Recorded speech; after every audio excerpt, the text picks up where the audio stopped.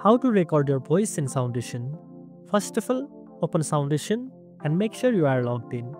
Once you are logged in, you will be taken to the main dashboard. From here, click on the Create New Project button.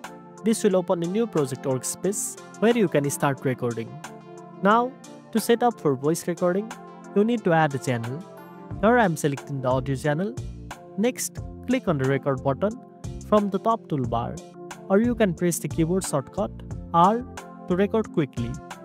Once the countdown finishes, start speaking into the microphone. You will see the waveform on the track as your voice is being recorded in real time.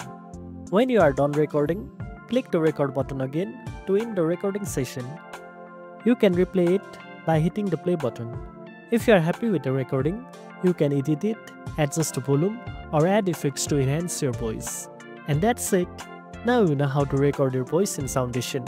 If you found this video helpful, don't forget to like, share, and subscribe for more tech tips. Thanks for watching, and I'll see you in the next one.